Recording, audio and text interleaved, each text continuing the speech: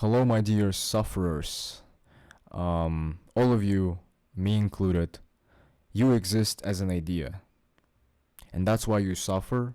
That's why you feel bad. That's why you feel sad and miserable. That's why you have so much tension, so much internal conflict. You feel guilty. You feel ashamed of yourself. You feel embarrassed of yourself. You cannot take action. You're waiting for the right moment. You're easily triggered. You're easily, get defensive and offensive. And whatever you do is not working. And it keeps you in the loop all your life. What a miserable way of living. And wasted potential.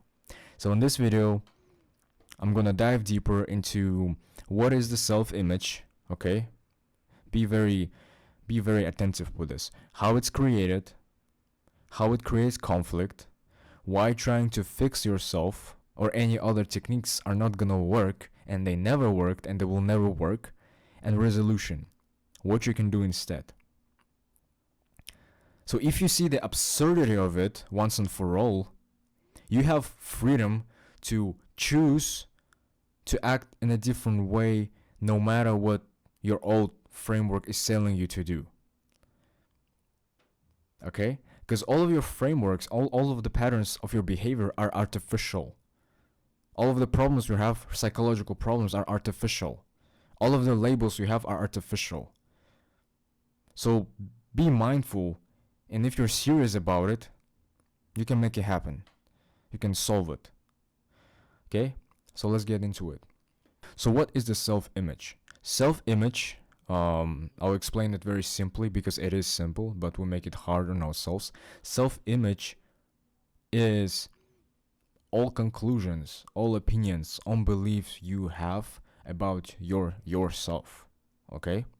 I'm shy, I'm not confident, I'm not good enough, I have black hair, I have eyes, I'm this, I'm that, I was there. Even the way you look like. You imagine, when you talk about yourself, you sometimes even imagine how you look like, right? So all of those things create your mental image, aka self-image. So besides the physical body,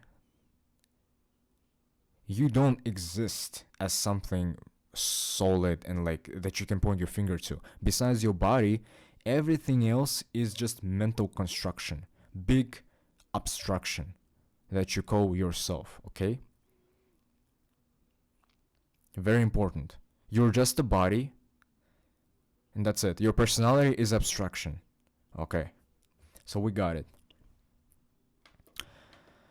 So how it is created, how our mental image is created, like where it didn't come from nowhere, right? So I made this little graph for you. So mental image is created from memory, and memory was gathered through time since you were young until now, until current time. So memory is what you learned from your family, your culture, your interactions, media, social pattern, social context, everything that you know about other people and yourself gathered in the memory through time. And based on those interactions, you created a certain mental image about yourself. So both of those things, mental image and your memory, are connected. It's the same thing. That's why I put those two arrows here. So why is it important? Based on the quality of your memory, based on the quality of the people around you, and for most of us, unfortunately, people around us were not the smartest, not the most careful people, you have a certain mental image about yourself. And again, for most people, it's not good. And why it's important? Because we blindly believe and we follow this mental image that we have, compare it with other opposites, and create a prison for ourselves. Okay? So to summarize, whatever you know about yourself is abstraction. Besides the physical body, which is real, everything else is abstraction and can be changed at any time. So now, how it creates conflict. And by the way, have you noticed that, again, it's so important, I'm going to repeat myself 1,000 times. Everything is learned. You feeling bad about yourself, and the opposite. When you feel bad, you want to run away and feel good. Even feeling good is also learned, okay? Being ashamed of yourself and being proud of yourself, both opposites, both learned. You cannot call yourself neither shy, neither confident, neither sad, neither happy. All of those things are just labels from the past that we put on the current situation that's living, okay? You feel a certain way in your body and you put a dead label onto it. You see how, like, it doesn't make sense, right? Because it's absurd. It is absurd. And you cry over it. So how it creates conflict? Let me copy this thing here. So imagine. So this is how it works. I hope it was clear. So this arrow here will represent any type of situation. Okay. Situation. And it can be any type of situation. You can put your own. Let me just give a couple examples. Let's say it's interaction. Okay, let's not put this here. So interaction. It can be, let's say, a career.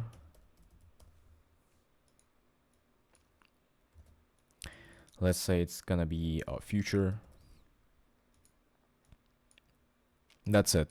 Put your own situation here. Any situation that you're going through is neutral.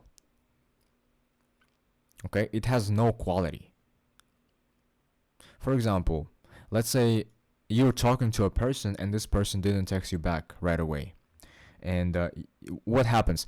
He didn't text you back or she didn't text you back. That's neutral situation. Who cares, right? But every single situation goes through your filtration, goes through your interpretation, your translation, through the memory. Okay, everything. You cannot look at anywhere without memory. Because you are memory, okay? You cannot look at anything clear. You can theoretically imagine how world will look like without interpretation, but it's impossible. You cannot, okay? So every single thing that's happening around you goes through your memory as a filtration. And for most people, let's say a person didn't text you back, you feel bad because in the memory someone rejected you, and based on the social context, it gives you pain. Maybe your family didn't treat you right or whatever, you had interaction in the past. You never had the opposite reaction, and it gives you pain. So it goes through filtration of translation, through a mental image, and you feel bad about yourself. And you can see it reaction in yourself. So next time something similar happens, similar situation, you can. This is so much fun. You can see it in real time. You can see how your memory reacts, how your whole body reacts, how your brain reacts, whatever you want to call it. You're not choosing to react this way. This is very important. We lost in words. Sometimes we do something and we say, oh, I reacted this way. Oh, I was angry. Oh, I was jealous. Oh, I was so mad. No one was mad there. It's automatic reaction. If you could choose reactions, you wouldn't choose to react this way. You wouldn't choose to constantly feeling tension for no reason and wasting your energy. So this is very important to like catch this moment, okay? So next time, be mindful. Notice whatever happens, you automatically react. Not you, the memory, the whole process. You're a walking process, every single one of us. So usually, again, if you're blind, you just feel bad about yourself. Another thing happens, career, there's new opportunity, but then you again, you translate it through your memory. You remember that you failed sometime in the past, and then you think, oh, I'm the type of person who is not consistent. I'm the type of person who gets rejected. And then when you take that opportunity, you're not going to the fullest. You are just limited because you're scared and you're tensed up. You cannot be creative with a career. You cannot be creative with a job. You cannot say certain things. When it comes to the future, maybe you're planning something, you want to start a project, and it goes through your translation from the past, and you see only the negative. You see that it's not going to work. You see how limited that is? You cannot predict future. You cannot see every little detail that's going to happen. So why trying to fix yourself doesn't work? Okay? Because one idea is fighting another idea. Remember I told you that everything is learned. Every single word is learned. Every single behavior is learned. You recognize it. When you react, when reaction is coming to a certain situation, you recognize it, right? Immediately. Oh, I'm angry. If you recognize it, it means that it happened before. It brought you pain, certain anger, and you recognize it, which means if you recognize it, you literally brought this from the past. It brought to you from the past. You put the label on it right then and there without exploring it, and you react the same way because you're blind. So if everything is learned and from the memory, and you cannot point out to anything that is you, then which means that everything is an idea, which means that one idea is fighting with another idea. Okay? Because what usually happens, you think that you are that, you're the negative image, and you think that you're different from the positive image, and you somehow trying to use the negative image to fight positive image. But do you see, at least logically and visually here, that like how it's gonna happen? Nothing is gonna happen. You cannot change your image because there's no tool that there's nothing that you can grab or use psychologically to change and replace something else. It's all words on top of words on top of words on top of descriptions. You are a living process. Every single one of us is a living process. You are not a label, okay? You cannot call yourself I'm shy or I'm confident. Like no a label ever, even good ones. You cannot call yourself any of that. It's important to use in communication, sure, but in reality it doesn't exist.